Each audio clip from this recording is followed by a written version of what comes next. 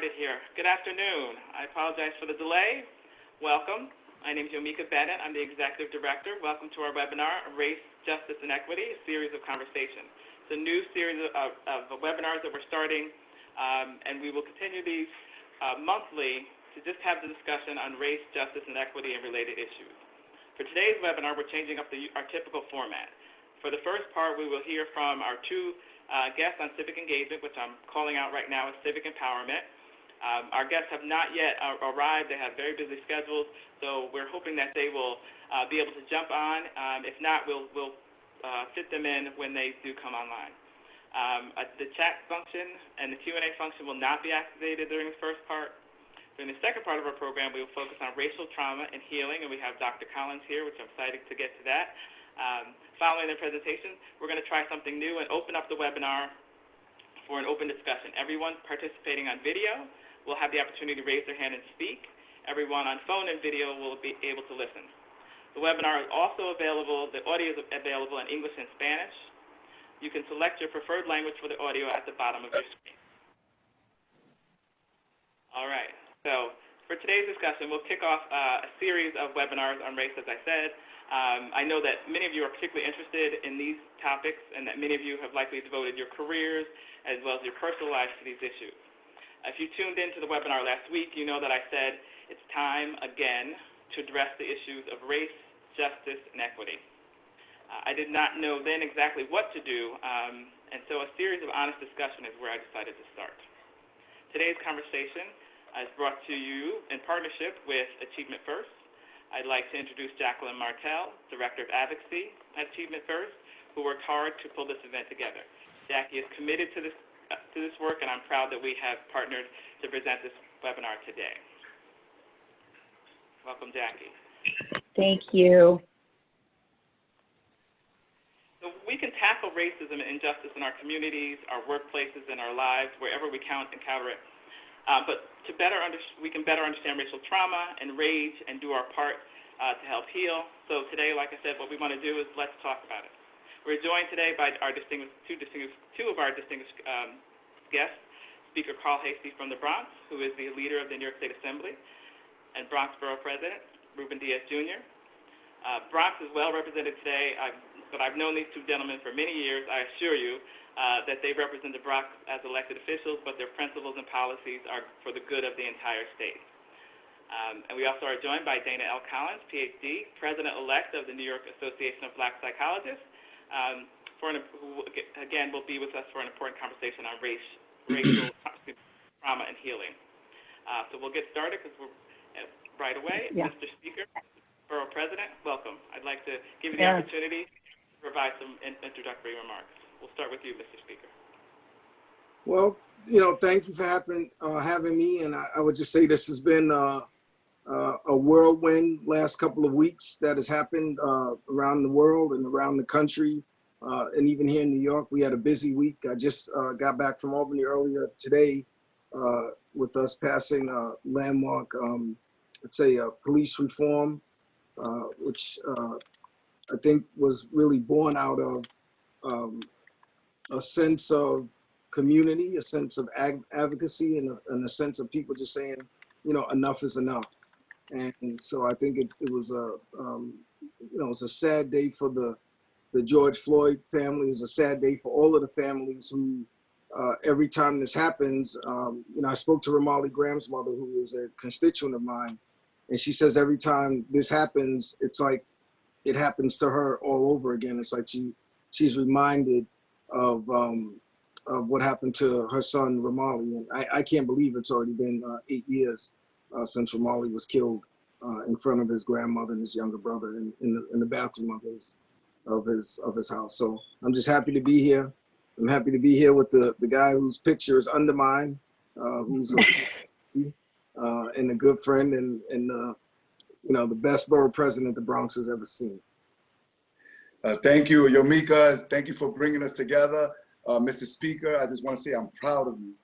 I'm proud of the New York State Assembly for showing the leadership that is needed in order to ensure that as we move forward, it's not just about protests, it's not just about marching, but it's about getting concrete things done.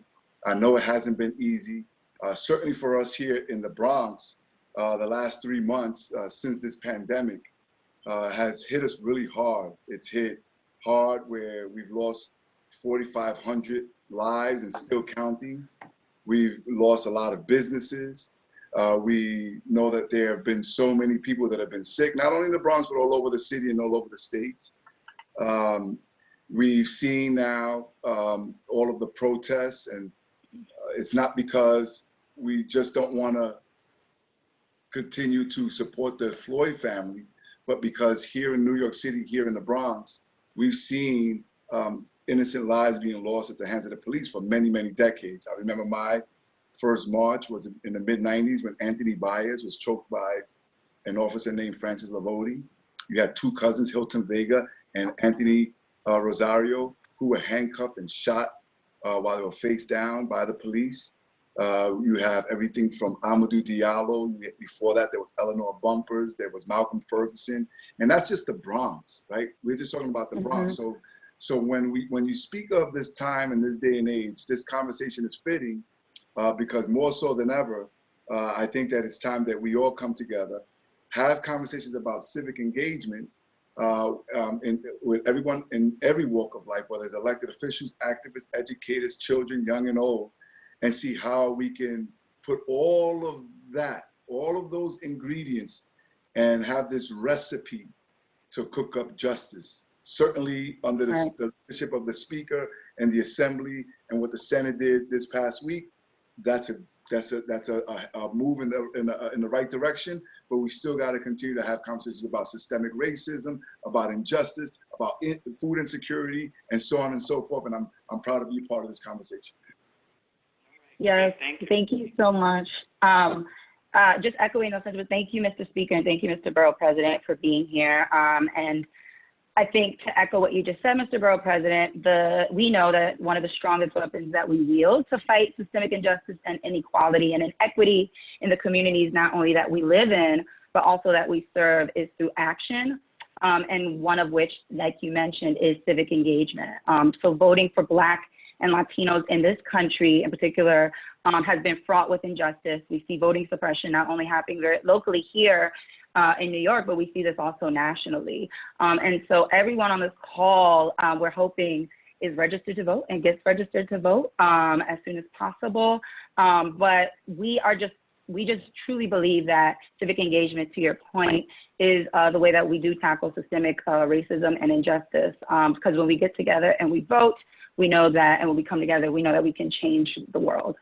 And so we tackle injustice, racism within our communities, our workplaces, and the lives through civic engagement. So we're very excited to be partaking in this conversation with the both of you and with Dr. Collins as well, because we understand, not only as an association and on behalf of Achievement First, as an organization that services predominantly Black and brown children throughout New York City, that we do have to come together collectively to show our power at the polls. So thank you. One powerful action that we have as a tool to fight racism and injustice is civic engagement.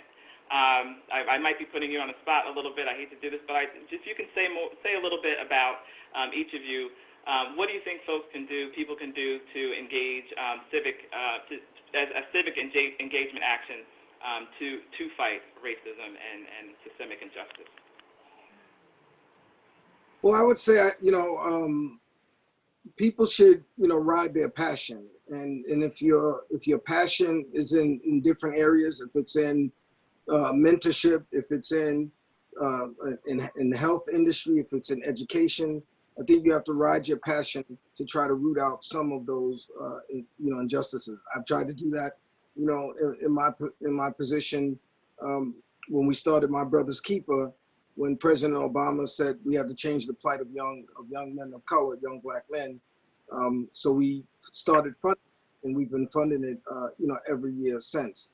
So I think when you have to identify what those injustices are, and if one of those are the passions that you believe in, I think that you should take that and run with it and do what you can to try to change it. Just think, just a couple of weeks ago, did anybody think that you'd have the legislature do such a wholesale change of police and community reforms, you know, a month ago. We weren't even talking about that. So I would just say, take your passion and run with it.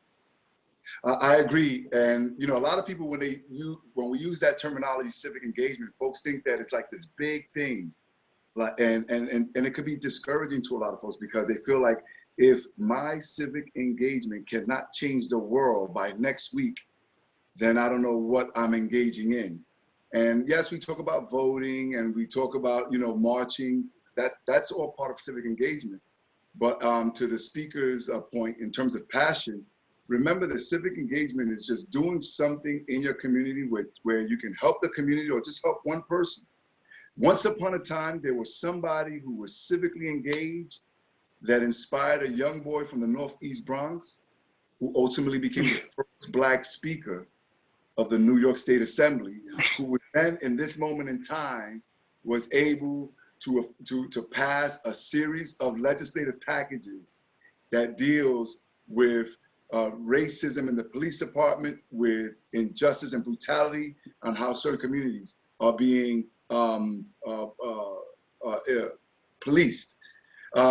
But civic engagement can also mean that if you see a dirty park where you live, and you don't always have to wait for the government agencies, you don't always have to wait for an elected official. Go out there and clean the park. If you see graffiti on the wall, go out and paint the wall. Go out and volunteer. Go and feed. Go to the Senior Citizen Center and just hand out food to the seniors. Like the speaker said, you could mentor somebody. So civic engagement doesn't necessarily mean that you got to come up with some action that changes the entire planet in less than a week. It just means that you're going out there and doing the best that you can to make your block, your neighborhood, your community, or just one person's life a little bit better. All right. Thank you. So that was just powerful. So both of you are leaders. I'm going to pick up on that. You're both leaders. You said that someone inspired you, Mr. Borough President, and inspired the speaker. Were you always on track to be where you are today, both of you? Already answered that question. Everyone on this call has young people in their lives, young people of color. If they have a potential future Carl Heastie or Ruben Diaz Jr., right? Or I'm gonna say this name respectfully and bring it back for some of those Aurelia Greens or other young people of color in their lives. What do you think they could do to encourage them to become leaders, to foster that empowerment? Ruben, you want to go first this time, since I've been going? Okay, I'll go first. First of all, no way did when I grew up thinking I was going to be an elected official, even though my family always taught my brother, sister, and I, our parents, to give back to the community. But don't get it twisted, y'all. In my mind, kid from the South Bronx, I was going to be either a rapper. I came for those who claim to use my name in vain because their name sounds plain. Or I was going to be the shooting guard for the New York Knicks. And it wasn't until a little later on when I was in my early 20s. So I've been doing this my whole life, but I didn't think when I was a kid or a teenager that I was going to be an elected official. It was just in my early 20s. I ran for district lead at the age of 21, became the youngest district lead at the time. And then being around all of these figures in the Bronx, some of which Yamika, you mentioned, and some who are not with us here. But I just thought that, hey, if I can't be the shooting guard for the Knicks, if I can't cut my own, album as a rap star, then I'm gonna follow my passion in helping my community, and which at the time, young voices were not being heard by the elected officials. They just didn't have a seat at the table. I ran for the New York State Assembly at the age of 22 and lost, and then at the age of 23, I became the youngest legislator, the youngest legislator in the legislature at the age of 23. All right. So I have a little different path. I always thought I wanted to run for office. I was always, I'd say, engaged even in elementary school. I ran for class president every year, lost every year, lost so badly I'm not even sure I voted for myself. But I think when I got to college at Stony Brook, and we were trying to learn that, fight then for some of the injustices we felt as students, not black students, but just students in general. And I think that's kind of where I got my political footing. And then when I graduated from college, I came back home, got involved, a bookkeeper at the local daycare center, was a state committeeman.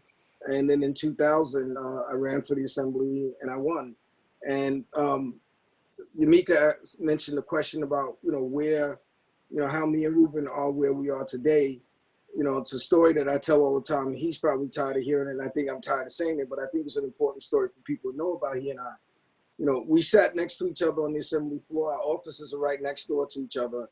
And one day we were in his office, and we were just lamenting over the plight of the Bronx. We said we were sick of the Bronx being last in everything good and first in everything bad. And we looked at each other and said, well, who's going to do it? It's us, and at that point we were young. I mean, we're just old young, but at that point we were young. And, within a couple of years, I became the county chair and even became the borough president. And then, a couple of years after that, I became speaker of the assembly. But we just looked at each other and said, it's up to me and you to kind of try to change the course of the Bronx. And if I give him all the credit in the world. All I do is when he asks me for money, I just try to give it to him.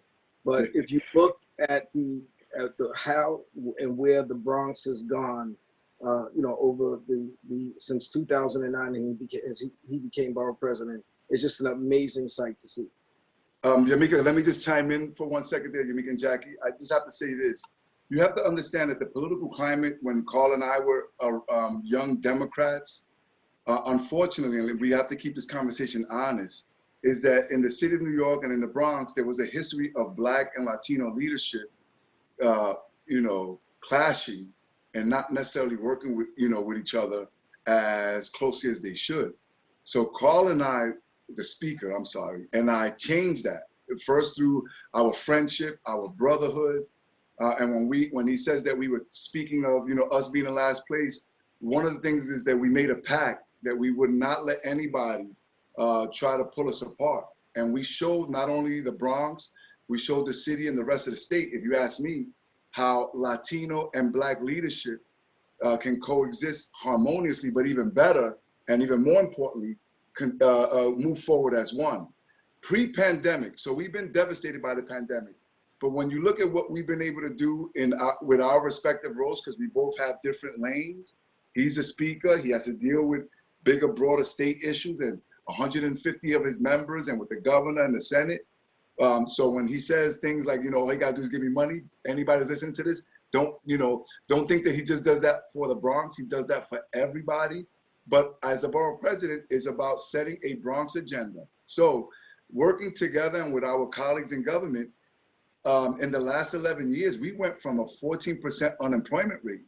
Pre-pandemic in February, we had the lowest unemployment rate in the history of the Bronx with the highest workforce participation. You look at the investments here, 20 billion private dollars invested in the Bronx, just private dollars alone. That's not mentioning all the capital funding that the speaker, the governor, and the city council have been able to bring to us. We were able to do over 46,000 units of housing, majority affordable housing. All of these things, we were able to do, but only when we set a tone that only working together, and that's what we're seeing with the protests. That's what we see when people are speaking of systemic change. It's about working together and trying to do the best that you can with a plan, but also recognizing your lane. A lot of people don't understand that you got to have a lane, and then you go, not everybody could be the activist, not everybody could be the speaker, not everybody could be the entrepreneur, but if you all work closely together, you could certainly move with progress in terms of making people's lives better. All right, thank you. I love that. Civic empowerment at its best.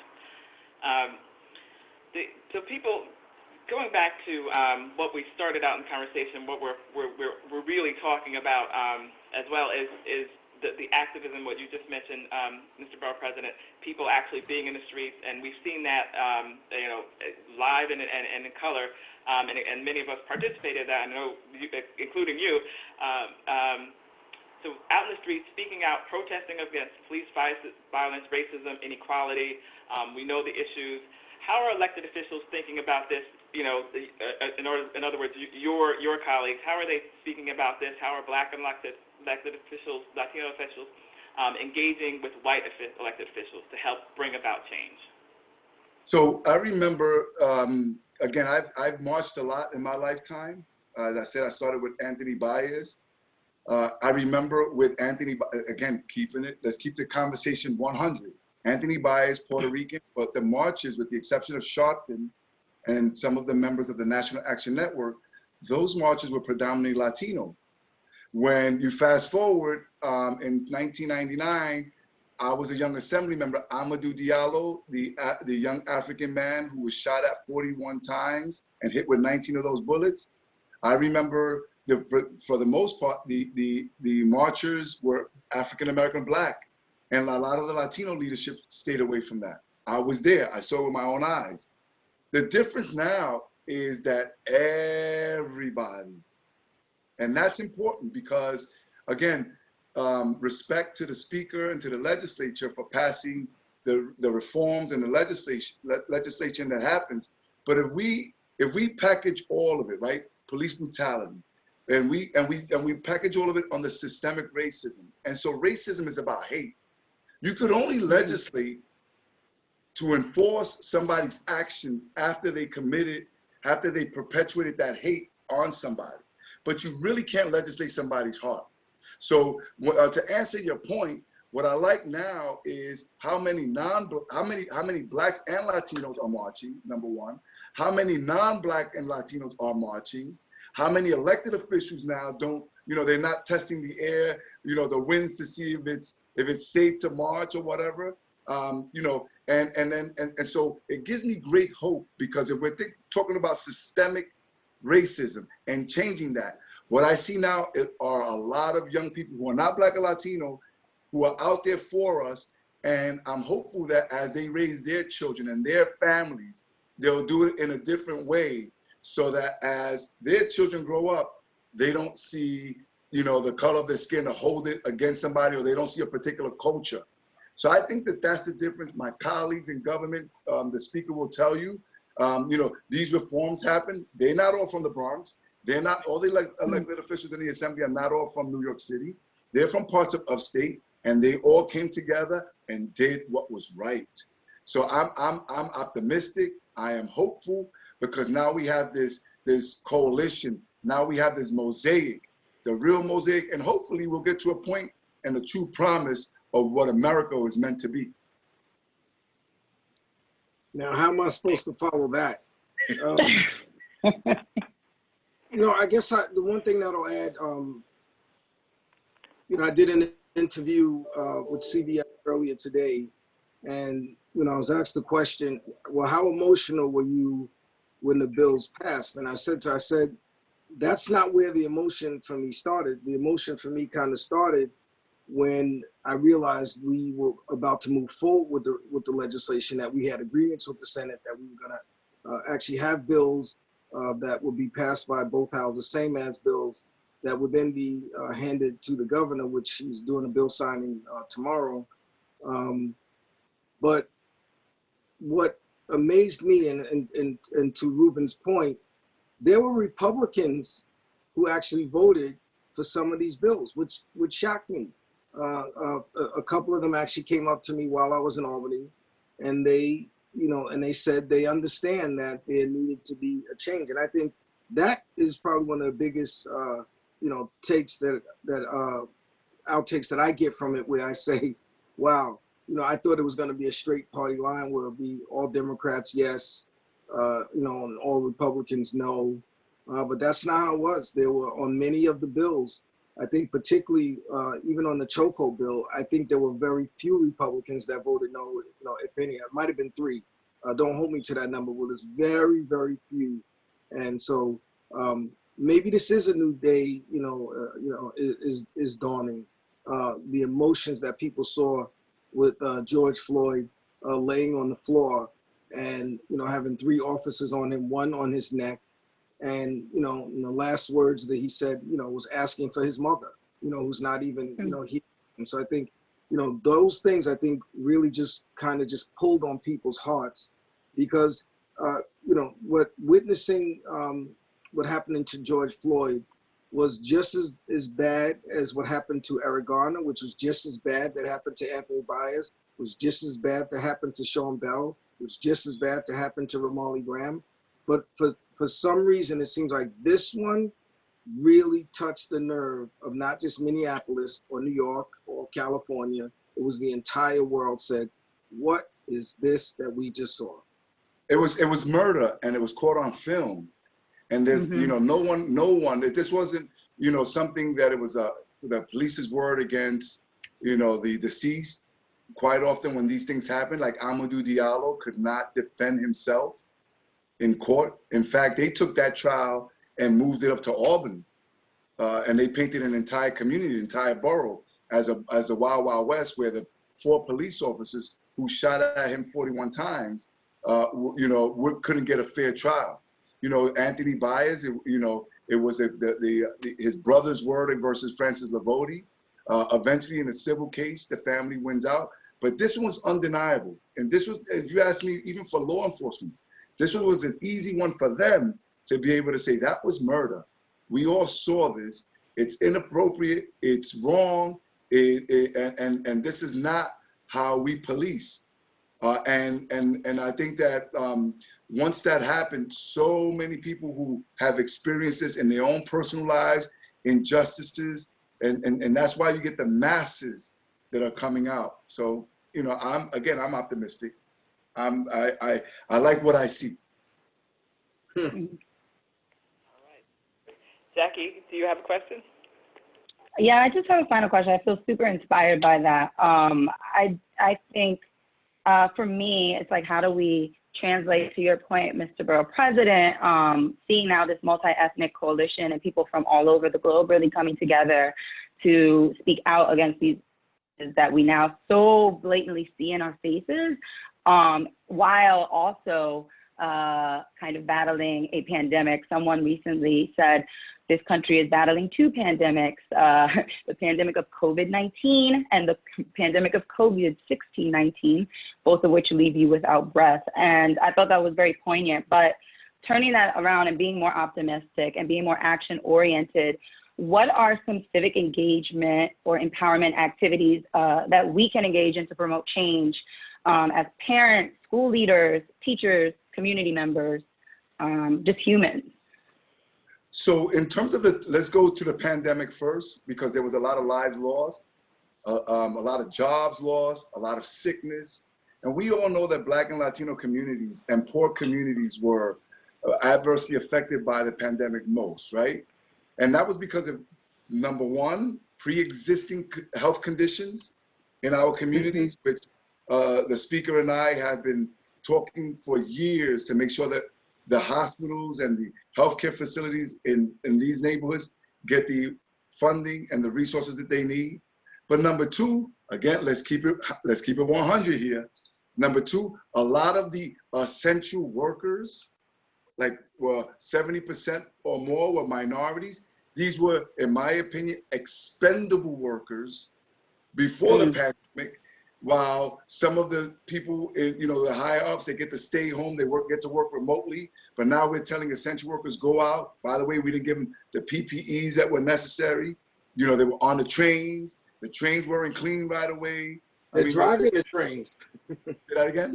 Yeah. They're driving the trains. Yes. Yep. And then of course, a lot of our young folks, number three, a lot of our young folks really weren't as disciplined. And even though they may not have gotten sick, they bring home the sickness to their family members. But when the overwhelming majority of the people are home, I hope that they were learning lessons, that they were genuflecting. So a lot of times, in order for you to be able to believe in your actions, you have to have, you have to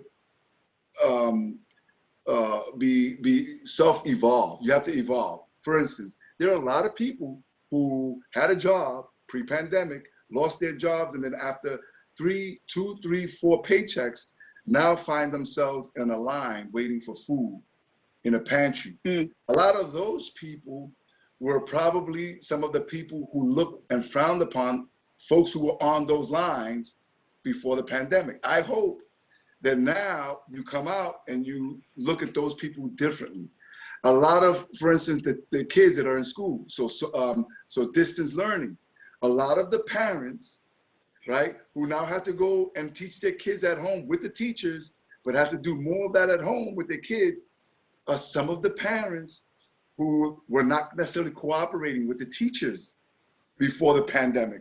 I hope now that after doing this for so many months, when the kids go back to school, that you appreciate your teachers a little bit better.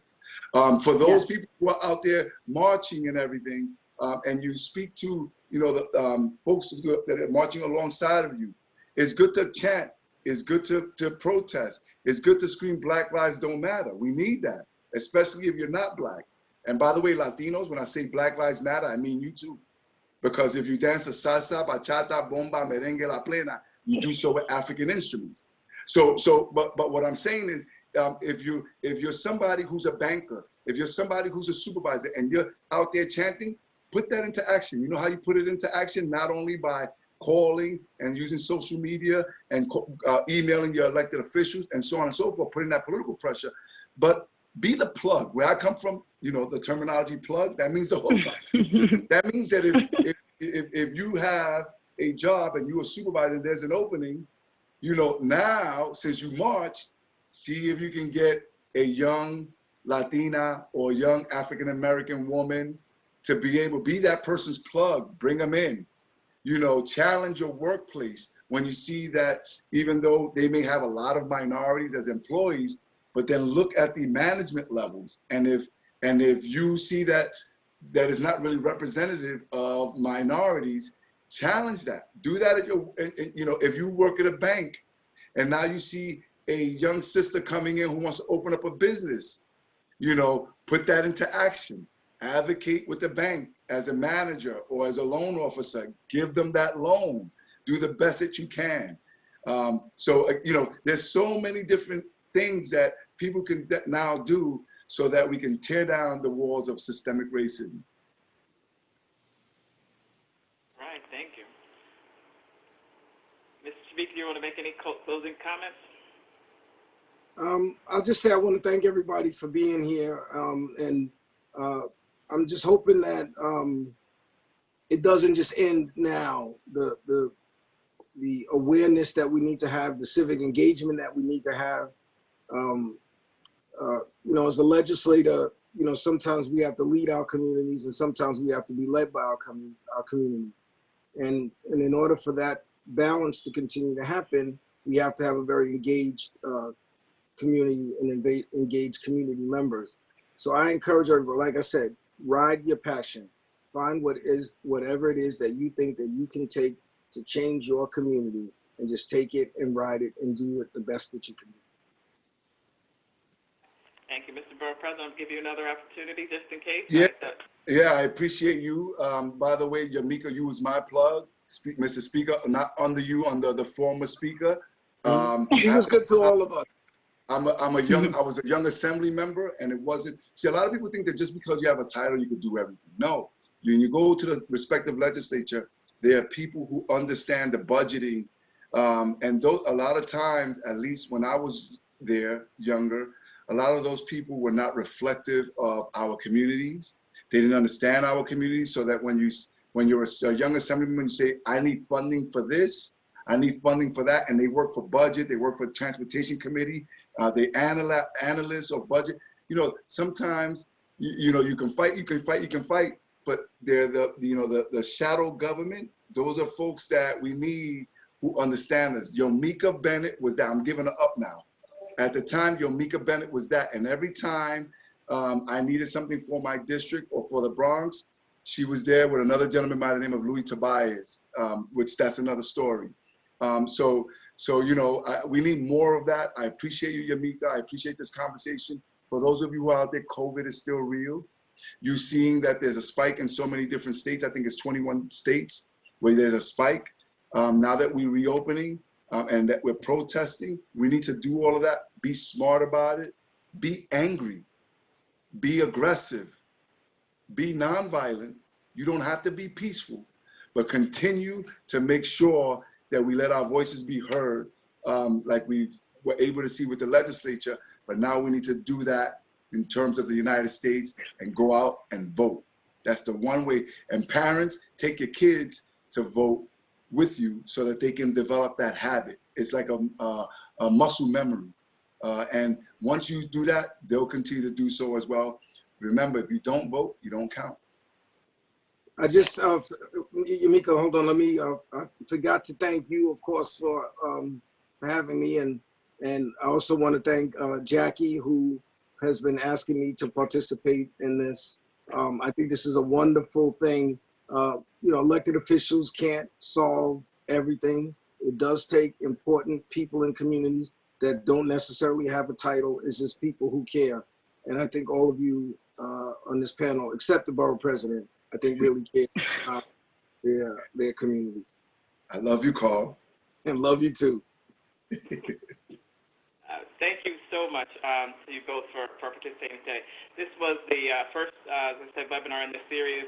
It couldn't have come off with a better start with the better guest for you to be here, share with us honestly, openly, and some very serious topics, but also to spread a little bit of humor and to see the reality of who you are in terms of elected officials, what people can really do, and how to affect civic empowerment. And I hope that everyone on the webinar today takes away from this that you feel empowered, that you will take the good advice that was here. I know that as many years as I've been involved in this work and advocacy and government, et cetera, that today was a very good day in terms of what I see on my screen right now and what I hear. So thank you so much. I am honored. I am humbled. Thank you. Thank you very much. Thank you. Thank you. Good night. Thank you. Everybody be safe. Take care. God bless. Bye. All right. So now we'll turn to the second part of our program today. Thank you, everyone. Please stick with us. I know we're scheduled to end at 5. If you could hang on there, I ask everybody to do that. It was a robust conversation in the first part. We're going to continue that in the second part. We're going to hear from Dr. Collins today, and we're going to talk about racial trauma and healing. So I want to let everyone know, though, I'll give it a few moments. Right now we have the opportunity to accept questions in the Q&A, so we want to do that. Again, bear with us as we might go a little bit longer, but I promise you it will be well worth the wait. So we are joined, as I said, by Dr. Dana L. Collins, PhD, President of the New York Association of Black Psychologists, and a licensed psychologist with a strong social justice principles. Dr. Collins' research and clinical interests relate to how individuals and groups understand race and racism and challenge racism. Her doctoral dissertation focused on how African American parents socialize their youth around race and racism, and how this socialization helps youth to negotiate and act against racism. Welcome, Dr. Collins. We just talked a lot about civic empowerment as important ways to address racial injustice and inequality. Racial injustice and inequality. I want to open the floor now to you to talk about the effect of racism, racial injustice, inequality, and your work in this area. Sure. So I first want to just offer a very sincere thank you for having me. Community dialogue and being in touch with the community are one of my favorite things to do, especially when the conversation is uplifting and focusing on finding solutions, which there have been a lot of really good solutions suggested today, so thank you. So as mentioned, I'm Dr. Dana Collins. I'm the president-elect of New York Association of Black Psychologists. And I work with adults now, but I have a lot of experience working with youth in community mental health and in schools, K through 12, also higher education. As mentioned, I have a research background, really interested in how people, particularly youth of color, understand and challenge racism and involve themselves in action. So I'm going to be talking today about racial trauma and healing and how we can understand, support, and uplift our youth. Racial trauma is, to say the least, a very difficult topic. So what I'd like to do is just take a few moments to sort of ground ourselves. So maybe just take a few seconds to take a few deep breaths and ground ourselves. Just maybe 3 or 4 breaths.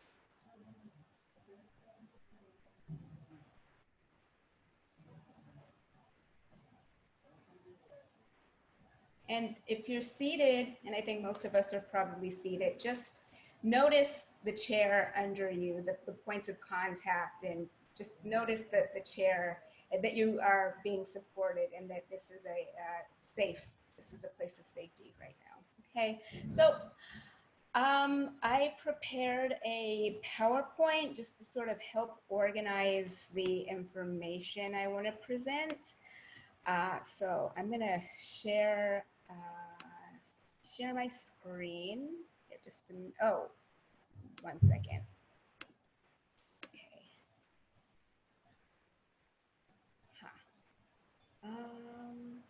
Oh, I know what I need to do. Okay, so I need to go here to share my screen. All this technological. Let's see. Sorry about this. There's that. Huh. Technology will do this. Yeah, okay, it usually is not this. Well, you know what? If I can't get it to work in the next few seconds, that's okay.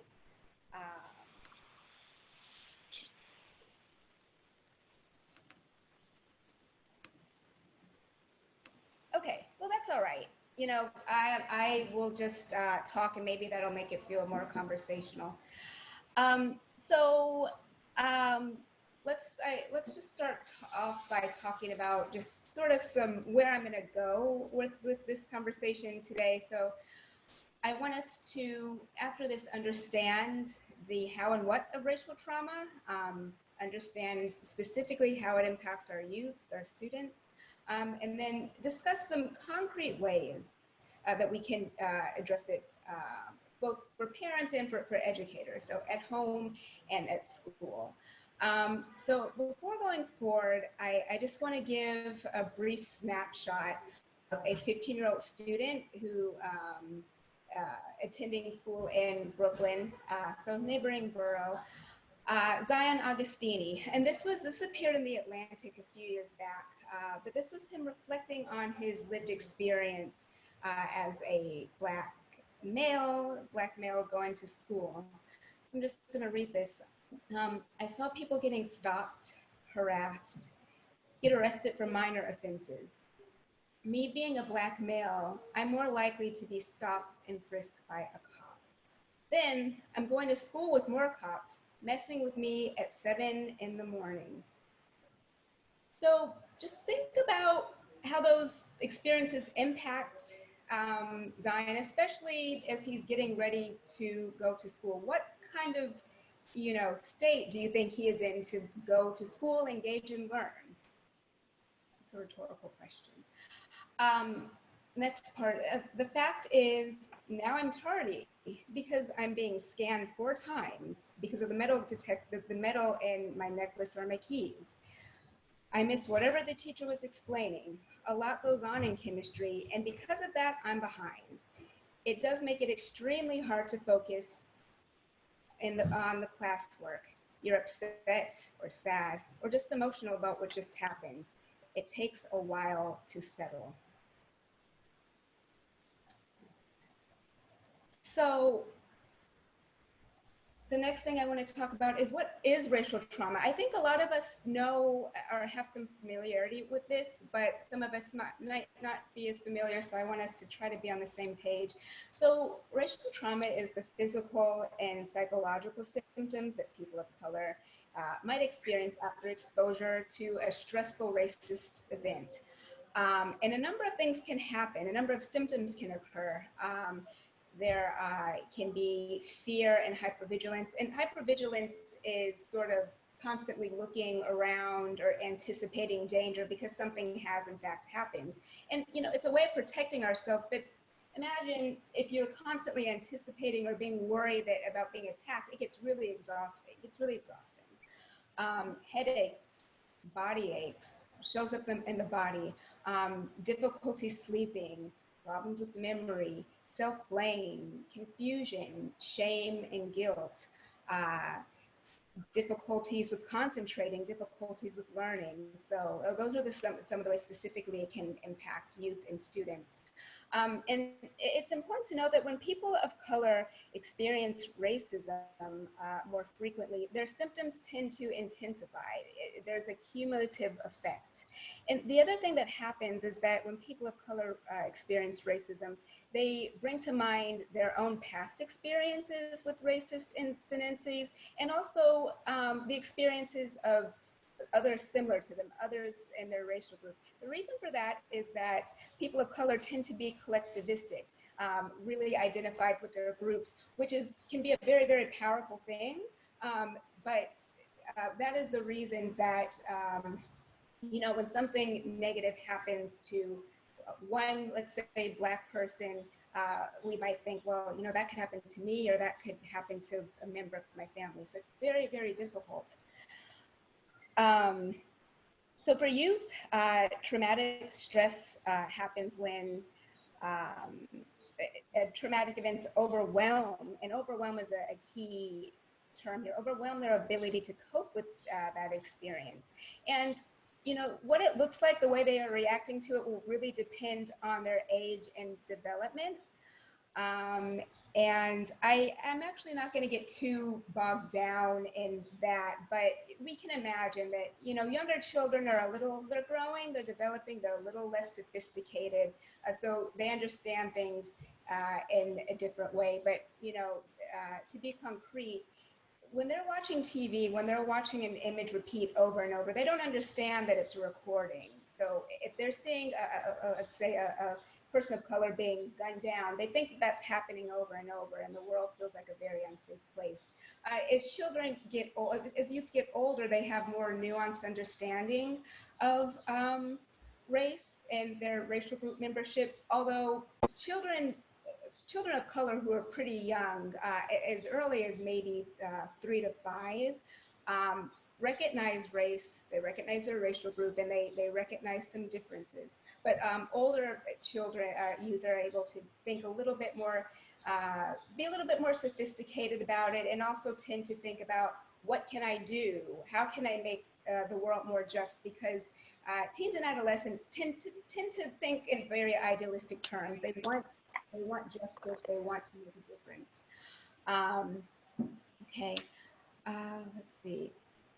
So. Well, if I Yes. ask a question, what I was going to ask is, so when I hear racial trauma, or sort of racial trauma, sometimes it sounds like it's something so personal that no one else can do something to affect that a person has to sort of heal themselves. On the call, we have a lot of school teachers, school leaders, community members, parents. Right. So what can they do to put things into action to sort of to help heal? Is there a role for others in helping, you know, someone with racial healing? Yes, that's an excellent question, and I'm going to come to that. That's going to be sort of I want that to be a large focus of the conversation, because there are some very concrete things we can do within ourselves and with others, for others, to promote healing and promote change. So I will come to that. Thank you. So let's talk just a little bit about the costs of racial trauma, as if it's not already evident. But we all know that there is an achievement gap between students of color and white students, and it's been proposed that part of that might be due to these traumatic experiences. Because if you think about, you know, having these symptoms, these headaches, these hypervigilance, these concentration and memory difficulties, that really negatively impacts students' ability to learn. The other thing is that youth, particularly older youth, have some awareness of the racial stereotypes made about them, and some of the and can recognize perceived discrimination from teachers. And there's research showing that perceived discrimination from teachers has been related to lower grades, less academic motivation, and less persistence when encountering academic challenges.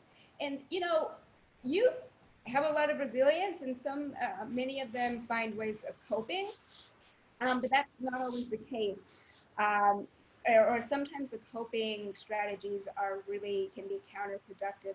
One thing that might happen is they might say, well, people are saying all these negative things about me. I have so much going against me. I'm not going to be successful. I'm not even going to try to do this. I'm going to disidentify with and devalue school.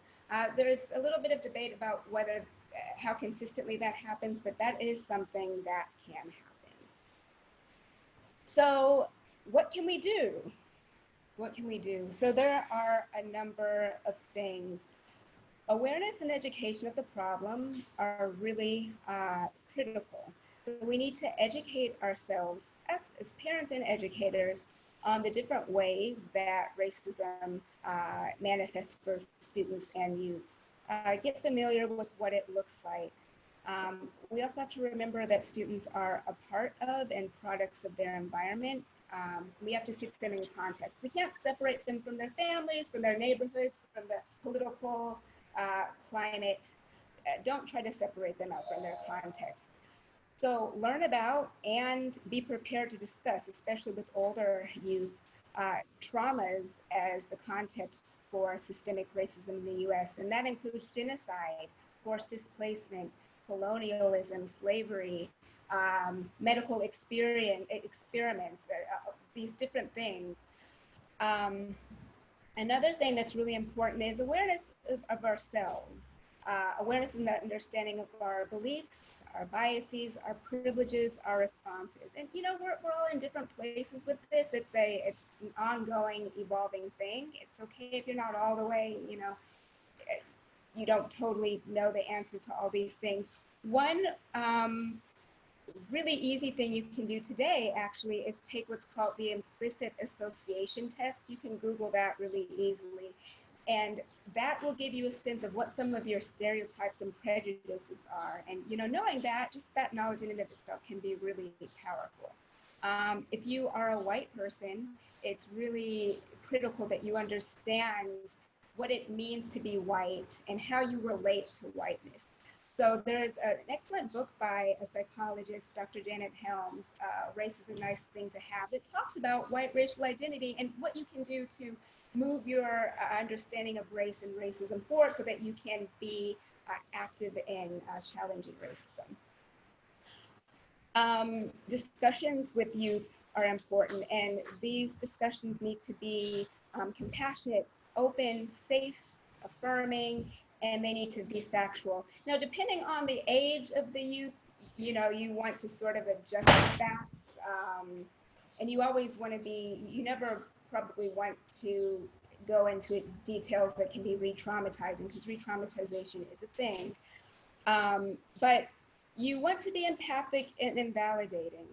There can be the sort of pull to dismiss or minimize difficult things that youth bring up, but we don't want to do that because that can be invalidating and that doesn't solve the problem. It might make you feel comfortable, but it doesn't help anyone really.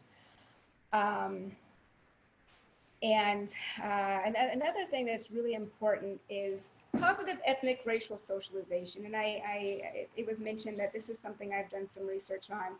It is really helpful when youth have a positive identification with their racial group and as members of their racial group. So what we want to do as parents, educators, just as adults, is help them to feel good about themselves as racial beings. So that means exposure to cultural artifacts like food, books, movies, poetry, just helping them to feel good and saying affirming things. Another thing we want to do is prepare our youth for, unfortunately, the bias that they're going to face. It's a reality. And it's not enough to just say, hey, racism exists, you're going to face it. You need to tell them a little more specifically about what they might encounter and how to respond to it. So that might mean some role playing about what to do if pulled over by the police. It's uncomfortable, but it's even more uncomfortable if they are unprepared and then are caught in these situations. Another thing that's been mentioned a lot is mentoring. Mentoring is a really, sorry about that, really powerful thing. Mentoring programs that serve younger generations and teach them about racial and cultural issues, including how to cope with systemic trauma, can give opportunities for processing and also helping them to feel empowered and come up with ideas about how they themselves can be change makers. So sort of sticking with the idea of mentorship and civic engagement of youth, I want to come back to Zion, who I talked about earlier on.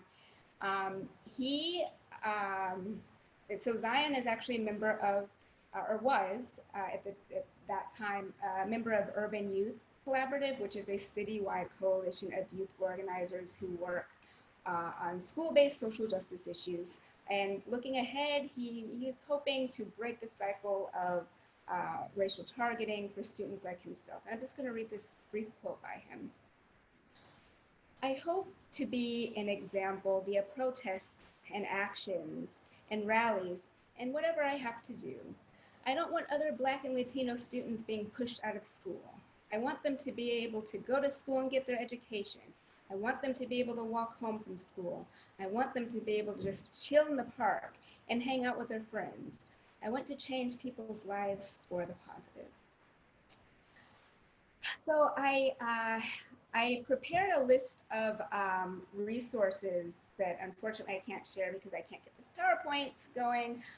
But if people are interested, I'm more than happy to share, and I'm more than happy to share anything about what I have talked about today.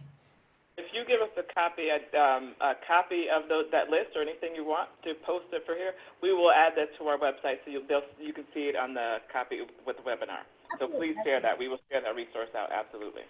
Yes. Absolutely. Thank you. Thank you. Thank you, Dr. Collins. Thank you so much for all of the information, particularly talking about things that seem to be things that we can actually do very easily.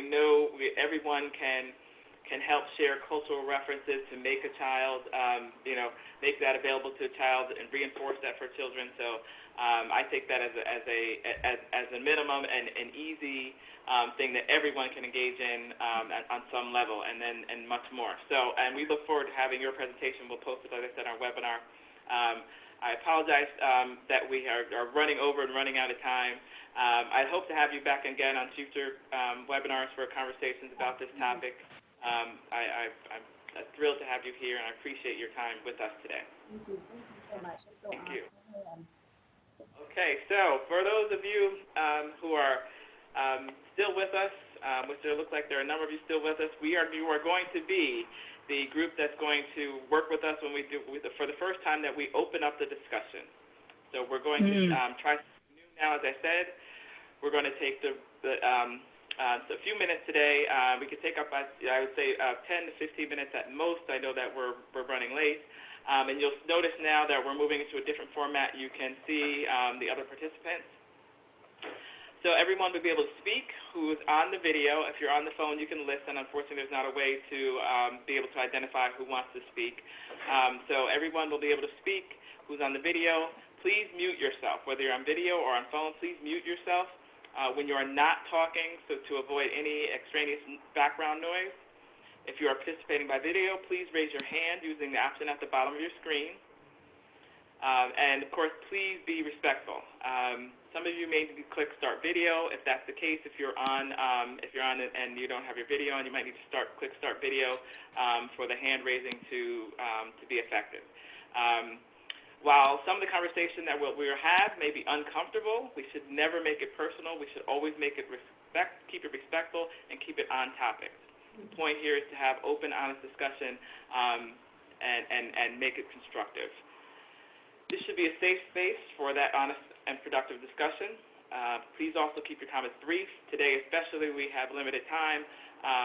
We would like to hear from as many people as possible. If this works, we'll have open discussions again on future webinars. If we don't get to everyone today, you will have the opportunity to speak in future webinars. All right. Shout out to the AF folks. I see some AF folks on here. Hello. Right. So this is the inaugural class. Good to see everyone. So let's talk about race, justice, and equity. What do you want to say about your work, your struggles around suggestions for action, other related comments?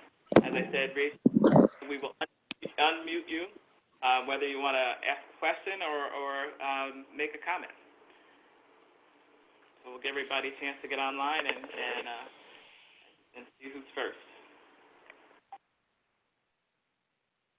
And while we're doing that, I will, of course, make the plug for next Tuesday's webinar. We will be back on Tuesday for our regular weekly webinar then at 4 p.m. See, do we have any hands raised here for the chat or for the?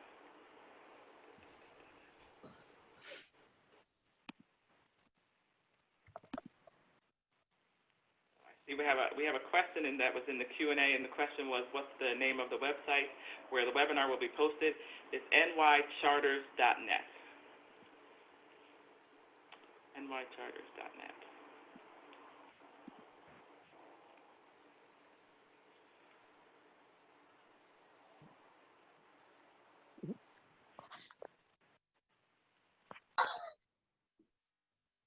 Oh.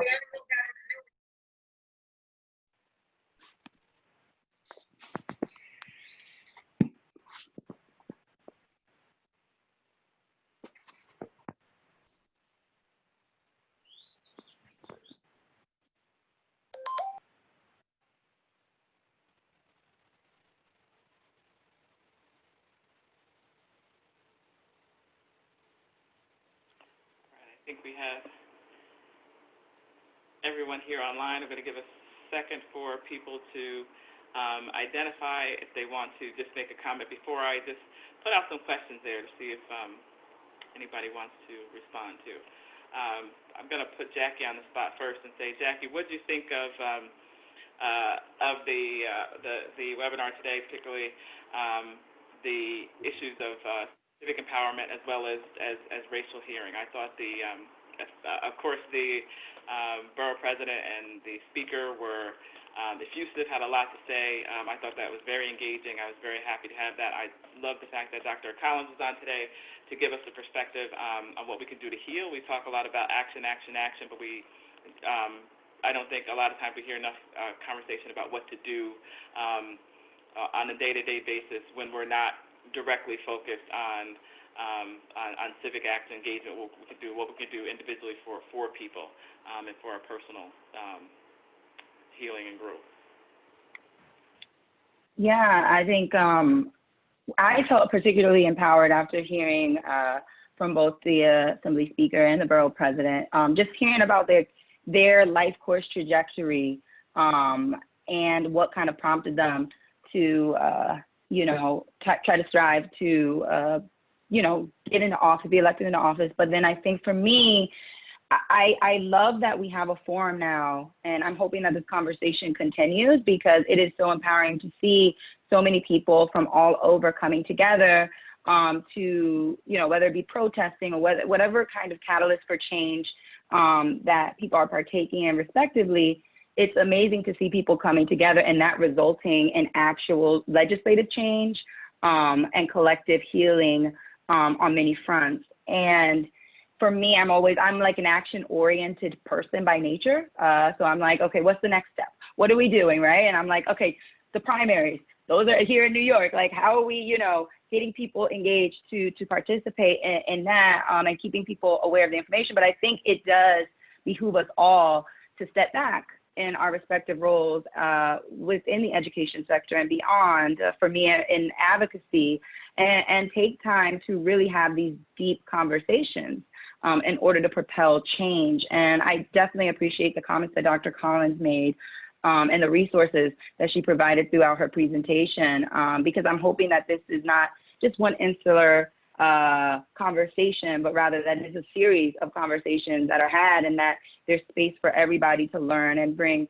opinions to the table in order to collectively heal and translate into power within communities. And not power that is top down or paternalistic, for lack of better words, but is that really is cultivated communally. So I'm excited about that. And I love like this forum right now to be able to start those conversations.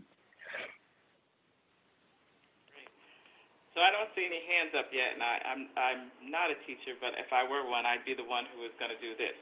Call on people. No, I'm not going to call on anybody individually. I'm happy to jump in. And this might be fodder for a future conversation, but as someone who has been in this work one way or another for all of her professional life, I would say that a very difficult but very important conversation to me, and so certainly I'm being selfish and I acknowledge my privilege in this moment in so many ways, but is how many folks, and in particular in the charter world, consider themselves white allies, right? And what does that mean, right? And what does that mean in particular when you are in a position of privilege around whether it's civic engagement or school leadership?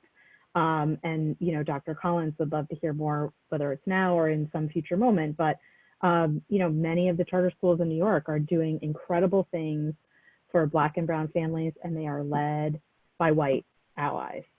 And what is the deepest work that those folks can be doing? And I name myself as part of that, to really be bringing a truly future chapter for all of this work.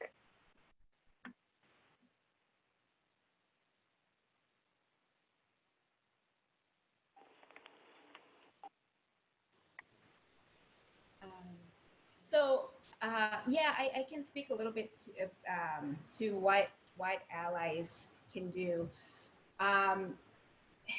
Doing racial justice work, I think when doing racial justice work, it's really important to have a community and, you know, talk with others and be with others who have experienced some of the same things you might have. So I always encourage people to join a community such as Showing Up for Racial Justice. I don't know if people are familiar with them, but they are nationwide, and they do a lot of really wonderful anti-racism work, and are really focused on working with white people who are, you know, very early in their anti-racist work, as well as white people who are further into their anti-racist work. And, you know, I would also say, you know, it's different for everyone, but, you know, continuing to find ways to self-reflect and be mindful of what your ideas, your biases are. And, you know, I also want to say to have patience with yourself, because as much as you want to get it right all the time or be there right away, it takes time and learning and effort and patience.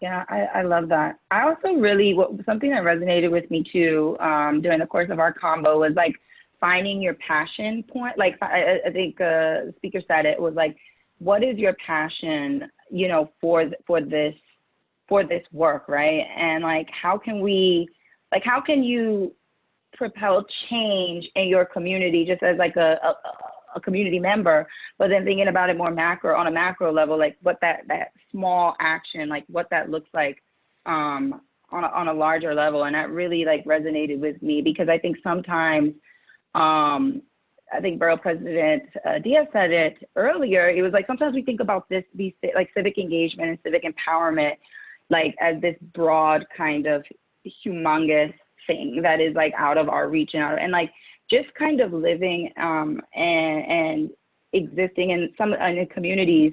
For example, like me, I know my parents, both of which they were recently diagnosed with COVID, and like understanding like what systems play into that has really kind of like changed my mind in so many different ways, right? And like thinking about like our students and the families that we serve, right? Like they're living through these experiences and what that trauma, like what that is like for them, like keeping that at the forefront and like the work that we do, I think is super important. So it's like, one, like, what is your passion? Like, what can you do, you know, on your own, but then also having the mindset and understanding like these systems don't work in silo. Like you said, like when you look at COVID, how it disproportionately impacts Black and Brown communities, you know, because the majority of frontline workers and essential workers are Black and Brown, right? And disparities within healthcare delivery, right? There's just, it's so nuanced. And I think when we think about, like in the charter sphere, I find that sometimes we can think about our issues, and this is, you know, not putting anything or anyone down, but we can think about these issues like very insularly. And I think when we start to think about them on a more macro, broader level and understand like intersectionality and how these systems work within, you know, work within one another, I think it will really help us to heal, but also to like kind of push forward and be more empathetic and possibly make change.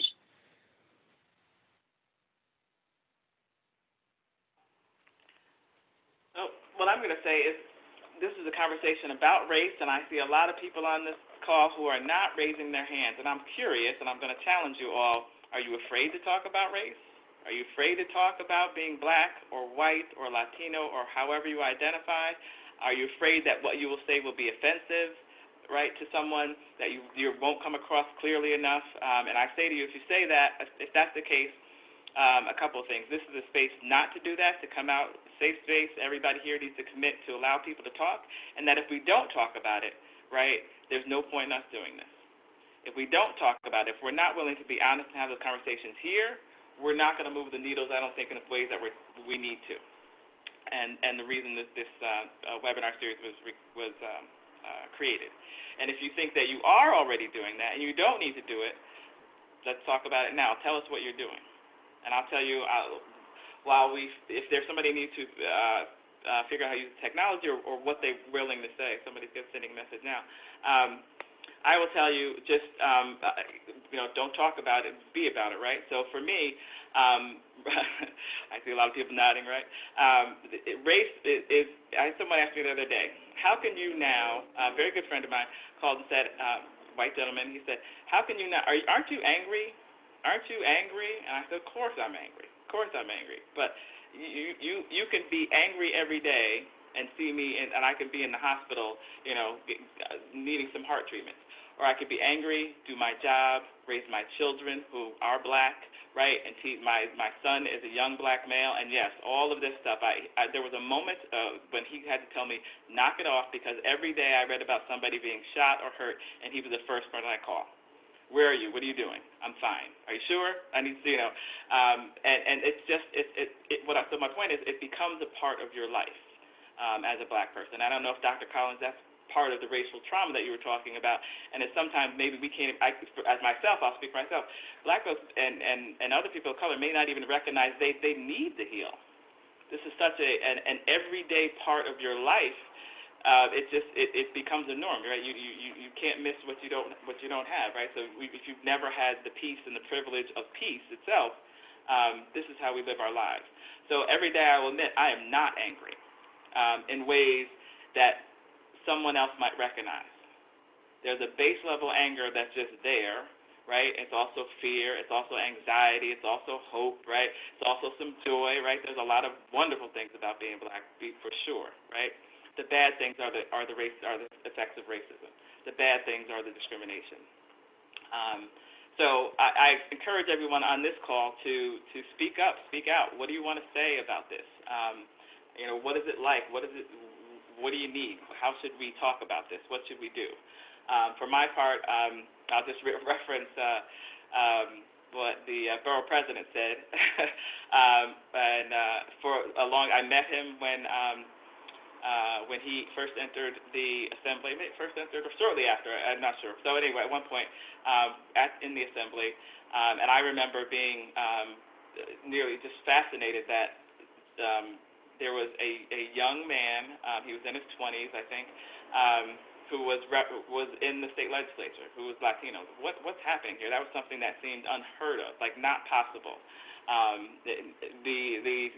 That might have been from second in my life to the election of Barack Obama. So I will tell you, there were plenty of conversations in my circle of friends, black, white, etc., where the question of Barack Obama becoming president when he was running was, there were many of us who said that can't be. Of course we're going to vote for him, but he's never going to win, right? So glad we were wrong. We voted, right? But we did not believe that the country was ready for that, and it was. So there's learning and there's hope every step of the way. Did that solve all the nation's problems? Absolutely not. We wouldn't be having these conversations today. What it does, it gives you a little bit of hope, and it reminds you that keep working at it, keep working at it. So I'm going to be quiet and hope somebody raises their hand and somebody else wants to jump in and speak.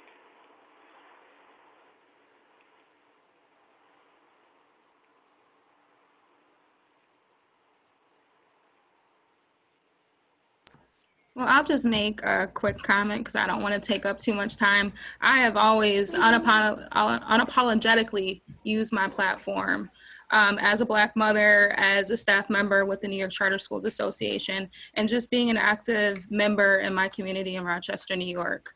I think that the reference, I don't remember who said it, but just being the plug, I'm sorry, I have a 4-year-old swinging something around. Being the plug, I want to be that portal for people, a way in to keep that door open. So as many opportunities as I can to increase, bringing more diversity inside charter schools, bringing more diversity with higher ed, with administrators, with directors, even with founders. I am all for it.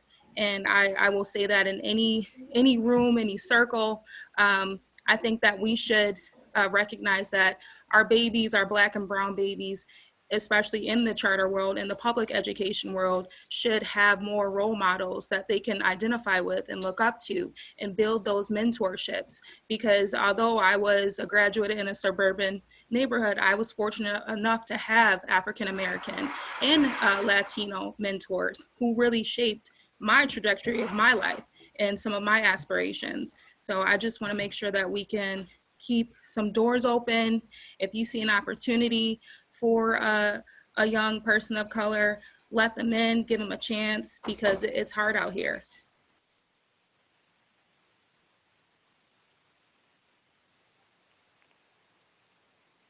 So we had the protest over especially over the weekend and going back at least a week before that.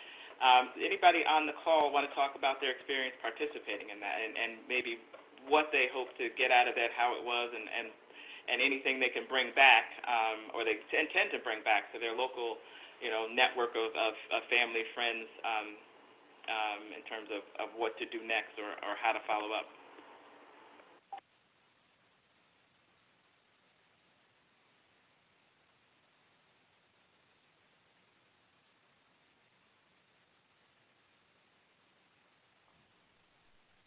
Hi, this is Natasha from Uncommon Schools. Hi, how's everyone doing? I hope everyone is fine. Jackie, Omika, Anna, thank you for such a wonderful forum today with our elected officials and our Dr. Dana. It was really great. I participated in Educators for Justice March on Monday. And some of our fabulous teachers from Excellence Boys, which is one of our schools in Bed-Stuy, started this group. And it was so moving to be in a sea of educators from all different charter schools and district schools. We took up, I think I was maybe in the middle of the pack. And while we were on the bridge, it's like I was in the middle. And there were people coming off the bridge and still coming on the bridge. There was so many people there, and it was so good to see teachers out there screaming, yelling, all the people were honking their horns on the bridge, giving us some shout outs and encouragement. It was really amazing to see everyone come together, especially teachers, to fight for our children. And sometimes we just think like parents, leaders, but for the teachers to care enough to take that long journey across that bridge and back was really moving, really touching. I'm so excited to see what's going to happen next, and how, as a staff member, at Uncommon Schools, a parent, how can I like lend my voice to that? How can I be a part of that and help that grow? Because as a parent, we're the first educators of our children. So what can I do and how can I be impactful? Because after the dust settles and all this protesting ends, we have to make sure that everything that everybody said they were going to do, that they do. All of the laws that need to get passed, like really get pushed through. All of this money that everybody's going to say they're going to allocate here and there. Like, we as parents, these are our babies. And we as parents have to now they say, get your knee off my neck. We need to put our knee or our foot up in somebody to make sure that they're keeping their promises, or else guess what? In a few months, we're going to be right back in the same situation, protesting, marching, saying, why'd you kill this person or do this to that person? We can't let up. When this stops, we have to keep pushing, and we have to keep putting pressure on people to make sure that policies change. Because if policies don't change, we're going to be right back here again. So I just want to encourage everyone, whatever you do and whatever level that you can do it at, please do it. But make sure we change policies as well as protests and hit people in their pocketbooks too. I'm done. All right. Thank you. And Daniela shared in the chat the information about Natasha's group. Everyone check that out. Take a look at that. And I'm looking forward to looking at seeing some of the social media that comes out of that. I haven't checked it out yet, but check that out too. I heard it was a powerful event, and thank you, Natasha, for sharing that.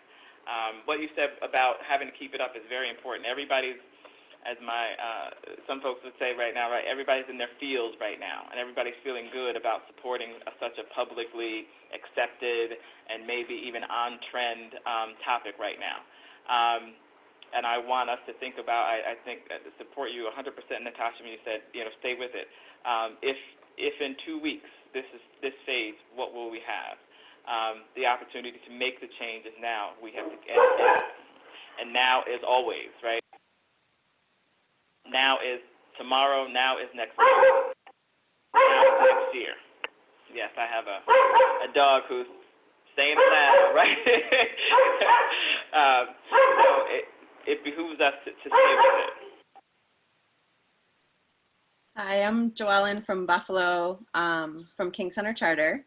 And just piggybacking off what Natasha said, we had a rally in Buffalo this week. And myself, my husband, my family, and a lot of teachers were there celebrating.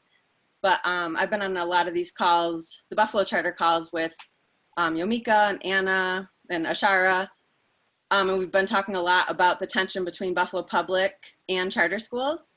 And this rally, this protest was led by Buffalo Public principals. So this might be a good way for us to start working together. There was Dr. Manning from Buffalo Creek was trying to do his own protest. And this other one really just caught some steam, and we all came to that one instead. And he just kind of moved away from that one, and we all did this one at City Hall.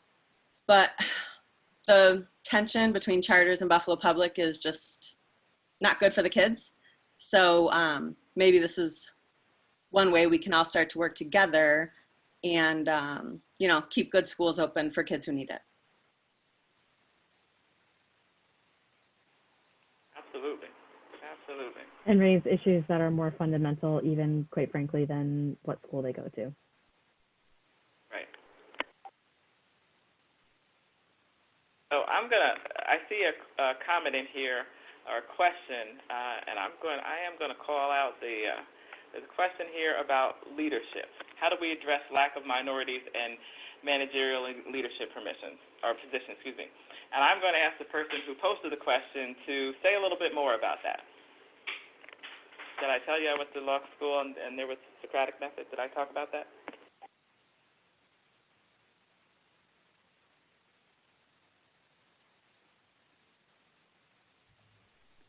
Yes.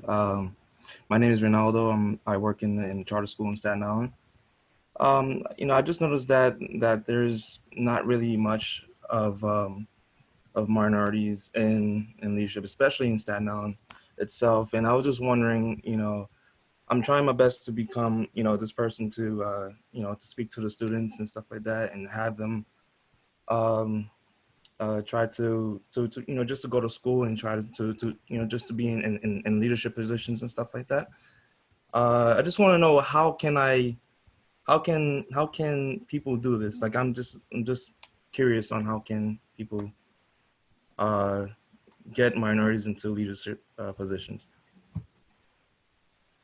Okay, I'm going to ask I'm going to open this up and ask all the leaders and teachers of color and people in leadership positions, regardless of your race, to help weigh in. Let's help answer that question on ideas to move people into leadership positions.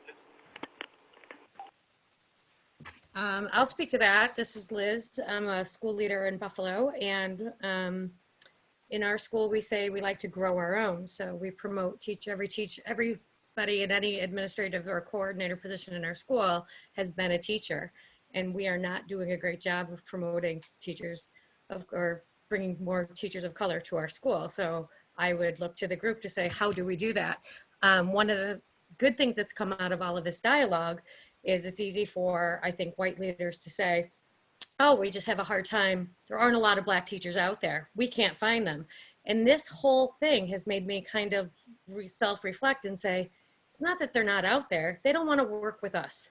And you don't want to work at our school because we are not somehow providing the message or the environment that lets our Black teacher aides or TAs want to stay and grow into teacher and administrative roles. So where and how can we do better? And that's one of the things that this crisis has allowed us to kind of self-reflect on and say, we have some work to do, and start working with our staff to say, what can we be doing as a school to make you want to stay and to attract more people of color to our school, rather than just assuming it's because there just aren't that many Black teachers. Of course there are.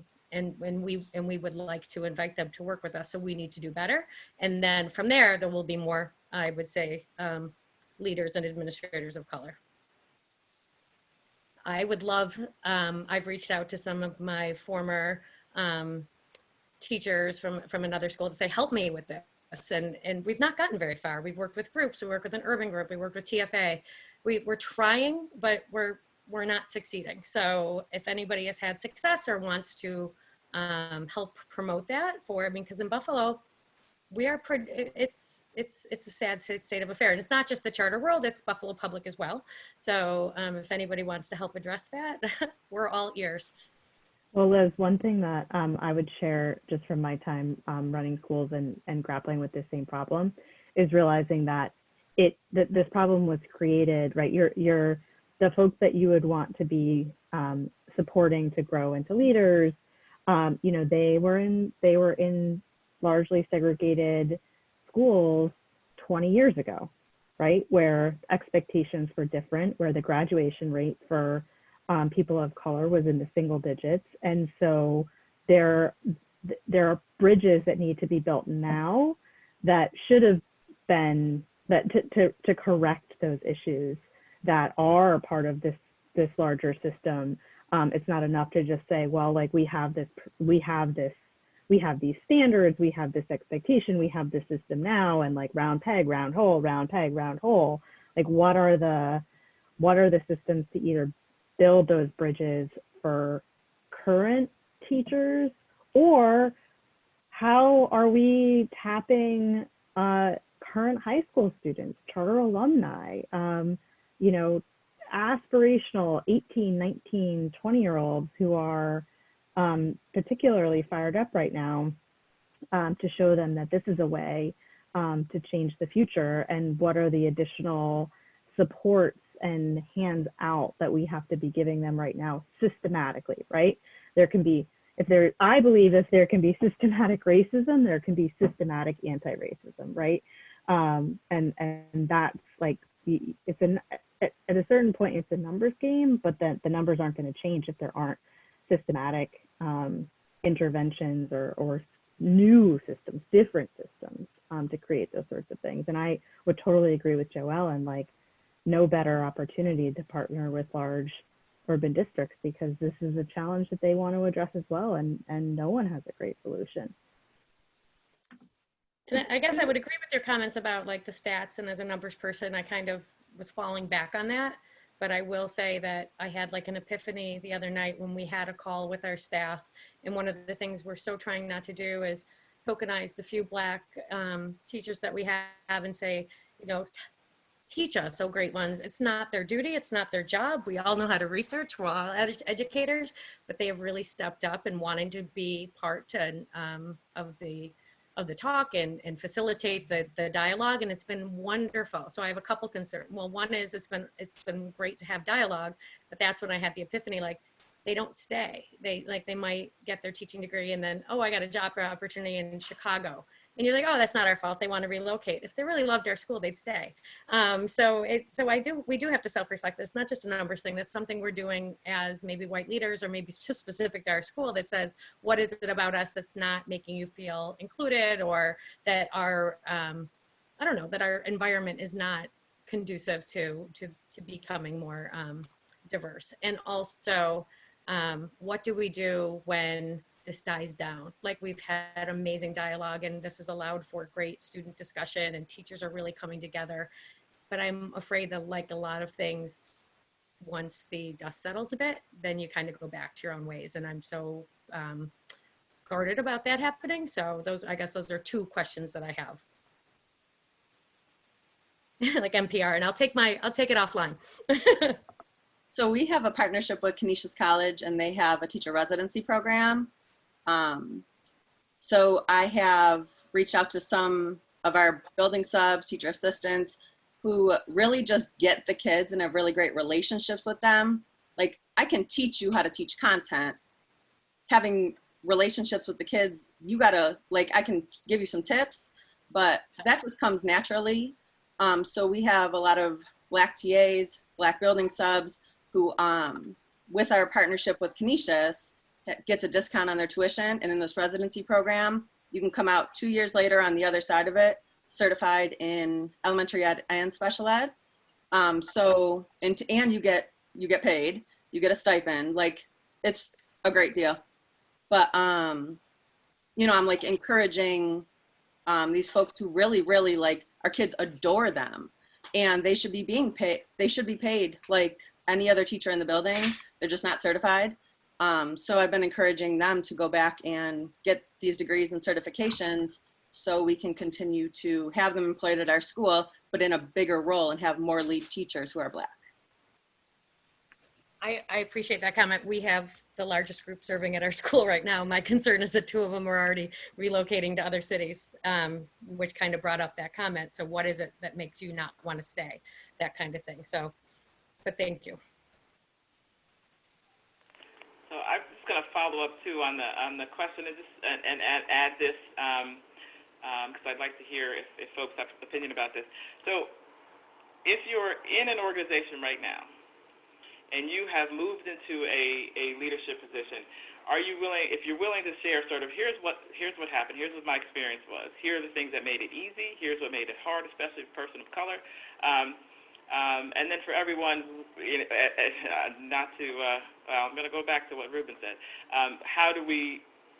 If you are in a position of to make decisions about leadership, not just hiring, but new teachers, but moving people up in your organization, if you're in charge of that process, what are you doing to make sure that you are making the process and the portal, I guess I say, open to people of color?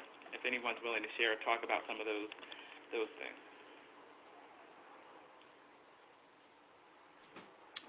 Yomika, I could talk a little bit about this. I'm Crystal McQueen Taylor. I'm the Regional Senior Director for Uncommon Schools, New York City.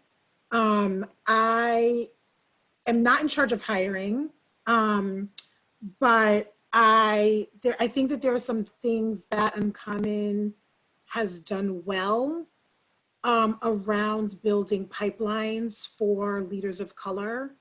And I think that there are things that we as a sector can continue to just do to amplify the visibility of leaders of color, because I think that that's one of the challenges, is that it's like this it's a self-perpetuating cycle. We don't amplify that there are leaders of color, so therefore people think that there are not leaders of color, and then they don't see themselves as being a part of that organization. And like also making sure to do that in a way that is definitely not tokenized at all. But one thing that Uncommon does is like we have strategically built out pipelines to come to our schools, to see our schools as an option for college students. It's called Summer Teaching Fellows.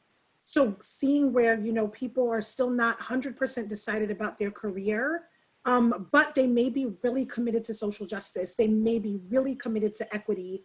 They may be from the community where our schools are, and they want to find a way to pour back into that community.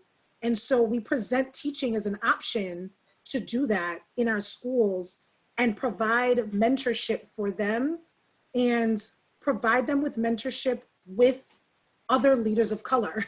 You know, so like leaders of color who have went through the STF program, or folks who are teacher leaders or school leaders, and providing the mentorship there so that they can actually hear and understand the experience of, you know, developing at Uncommon, and they could start to see themselves in that. And then we have people who have went through that program, started with us as a college student.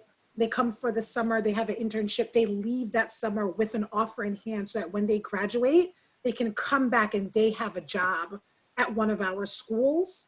And then there are mentorship opportunities once they actually come into our schools, not only for our Summer Teaching Fellows program, but for our leaders more broadly.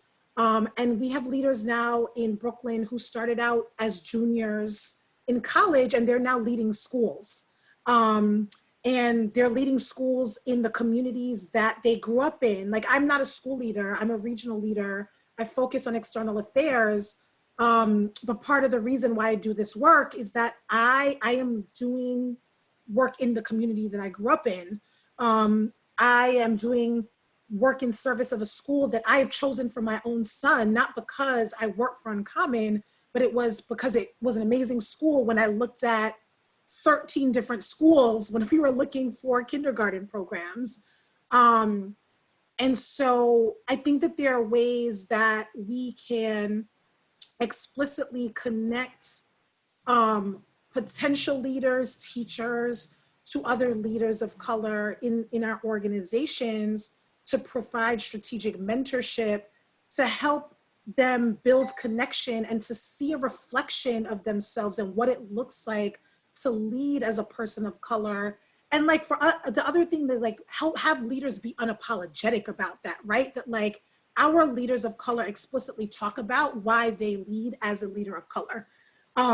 Like why does T.S. Horde, who is the principal at Excellence Boys Middle Academy, why does he do this work as a Black man leading a school of mostly Black boys? And how does he feel the responsibility to like grow the next generation of leaders for our communities? And I think sometimes there's like hesitance for people to like lean into that, to lean into our diversity. But that's exactly what, you know, teachers and people who are hungry to go into careers that are focused on social justice and focused on equity, that's what they want. And we just need to make the culture of our organizations places where there are spaces to honestly have those conversations and foster those connections.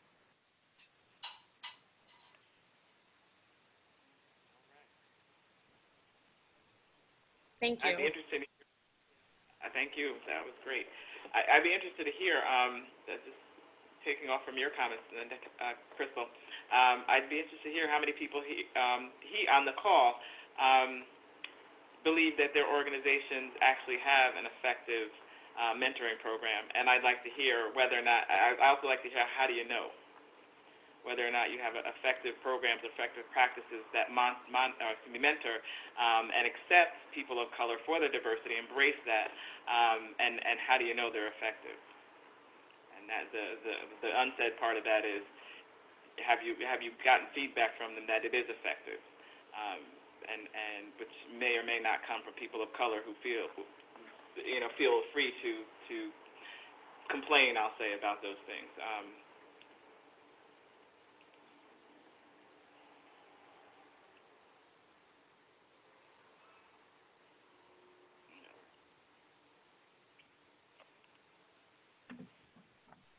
Yumika, I'll just share and potentially fodder for a future conversation. I was incredibly moved at one point when I heard Mike McGee, who's the founder of Chiefs for Change, speak. And he said that every white leader of a truly racist organization has it as their #1 organizational goal that they will be replaced in their role by a person of color. And like, if that is your personal commitment. Can you say that again? That every white leader of a truly anti-racist organization will have it as their goal that they are replaced by a person of color, that their successor is a person of color. And to me, that like it never crystallized it so much for me, because then that's not about the mentorship program. I mean, I thank you, Crystal, for sharing. I think the Summer Teaching Fellows program at Uncommon is a model of like true pipeline work. But if you are a leader, a white leader of a truly anti-racist organization, and it is your personal commitment that your successor will be a person of color, then it is your personal commitment. It is not about systems or programs or partnerships or all of those things. It is a deeply personal commitment. And like, almost nothing can be more powerful than that. Absolutely. I want to call you out just on this, but if there's someone who's been on the receiving end of a mentorship program as a person of color, and you want to, share your experience about what works, what doesn't work. The best ways, like I said, to get in school leaders. What's the experience like? Happy to hear from that. Otherwise, I'm going to make this comment and drop it like a bomb, and then we're going to wrap up for the day because we're almost to 6 o'clock. So thank you all for staying and sharing. And this is just a story from one of my prior positions. I was working at a large organization. There was a young black woman who, and actually she was probably my age or older. So black woman who was employed as an administrative assistant in the organization, and she was phenomenal. She was the administrative assistant who did all the things that everybody else wouldn't do, had nothing to do with being an administrative assistant. She was just a top performer in terms of the workload. She should have had my job. I approached my boss and said, hey, this person is phenomenal. There's a position opening. She should get that position. And the response I got back was, how? And I won't name her name, but I'll just say, Yumika, what? She can't. She's an administrative assistant. That's a substantive job that you're talking about that she should go through. She's been with the organization, I think, at that time, probably 20 years, at least. And I thought, we both see the work that she does. How can you not see what I see? And I challenged him. And I said, well, I know the work that she does. I've seen it, you've seen it. The only thing I can think that we see differently is that you see a black woman who's an administrative assistant whom you don't think is qualified because she's black and administrative assistant. And there have been other administrative assistants who were white who are now far and beyond their original positions, and you did not take that same position. And you were not, in fact, incredulous that she could actually do it. He thought about it. He was angry at first. He was offended. And that stayed for a while. And then eventually, one day we had a conversation. He said, "You're right." And he said, "It's hard. It's not my first instinct. It's not the way I think about the world." And I didn't realize that until we had this conversation. So the conversations work. And I will say not 100% always, but to challenge is really our job. And that does not come without risk. He could have said, "Thank you very much, go away. We have one less black person at this organization today," because you don't get to call me out on my choices and what I want to do with the staff here. But the other option for me was to walk away and say, "Well, nothing can happen," and just say, "Oh, you don't think she's qualified? Well, excuse me, I'm sorry. I apologize," and sort of walk out of the room. So my point is that it's hard. It happens everywhere. It happens quietly. It happens in the actions that are never taken, right? The careers that are always stalled and stuck because people just overlook. And so I think, especially Ronaldo for the question, and Crystal for the comments, and Natasha for the work, so I'll just end it this way. It's the quiet things that happen, and that's maybe where the actions are. I hope everyone is taking something from this. Please send me a text or email if this, for future ideas for the webinar. We're going to do diversity among educators. We're going to talk about that. Our next go-round, people have already reached out to me on that. I want to encourage everyone to raise your hand, speak up. We're open to honest discussion. I don't want to be the only one talking. I talk the entire first part of this thing. And this is a conversation for me, right? It's for everyone on this call. I know that people are dealing with race issues. I know that there are people on this phone right now who have called me, texted me, and said, "Here's my experience, I'm frustrated." Have called me and texted me and emailed me and said, "What can I do?" And one of the things we can do is talk right here. This is where good ideas can come, and we can decide together to make some changes. Thank you. I will see you Tuesday. Have a good night. Thank you, everyone. Thank you.